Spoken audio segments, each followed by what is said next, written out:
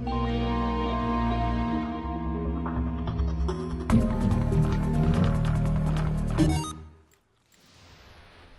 what is going on, everybody? Jerma here with the Team Fortress 2 gameplay commentary, and tonight, gonna be playing as...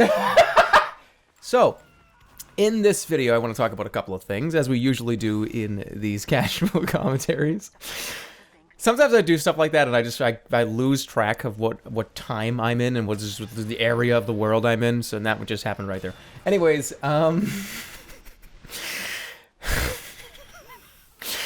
Anyways, fucking let's go. Get it together.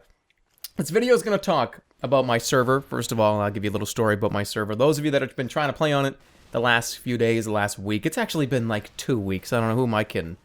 Here's a story. So, I forgot to pay the bill on my TF2 server. If you have no idea what I'm talking about, I had a TF2 Team Fortress 2 server. That I had there was no crit. There were no ads or anything on it. It was just there for you guys to play on. If you wanted to play some games on it, make a few friends. I know there was a community behind it, and that's awesome. I would go there from time to time. You've seen a lot of videos on this channel of me in the server doing weird, crazy shit, and that's how I like it. That's how I want to keep it. I didn't pay the bill on time, and they deleted the server because I didn't pay it, whatever. That's fine. I have now a new server. It's a brand new IP. The IP that you currently had, get it out of your memory. Delete it from your brain. I'm going to change it in all the places where it says where my IP is for the server. It's currently getting up and running right now by my server administrator. So, I don't know if it's going to be there right now. In the description of this video, there's going to be the IP. If you try it, it might not be up and running at this particular moment right now, but that's going to be the IP. If you can't find it in the server browser, or if it just doesn't work, you can't connect to it, then just give it a couple days. There's probably going to be some lag issues, because on new servers, there's always lag for the first couple of weeks when the server kind of gets its bearings. So, bear with me for a little bit while I get that back up and running. And if you had no idea that I had a TF2 server, and you do now. So, we're going to move on from that. Just wanted to give you guys a little update on how that was coming, if you were curious. And the next thing I want to talk about is about the Team Fortress community. It's about the Valve community. Something ridiculous that was just reported on this last week on money.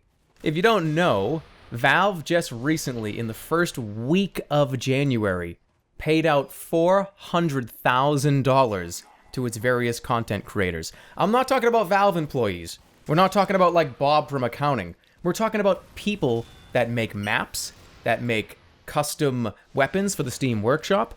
Really anybody that has made anything that's been implemented into either Team Fortress 2 or Dota 2 just got a pretty big paycheck. And this is incredibly encouraging to me. This is like the best, awesome, most unbelievable news because it shows that you can actually make a couple bucks on the side. I mean, we've talked about this before in previous videos where I've said, I love when Valve does this community-driven stuff. People can get involved in their favorite games. If they're an artist, or if they're a map maker, or if they're a designer, they can actually do this on the side. They don't have to work for some company. They can actually put time and effort into their favorite thing, the thing that they're passionate about, and make some money. And not just some money. $400,000 in a week, the first week of January of 2014? Are you shitting me? That's ridiculous. Almost $500,000 has been paid out to these people in 1 week. This is not over 10 years. This is not since the Steam Workshop has been implemented. This is in the first goddamn week of 2014. 400 grand.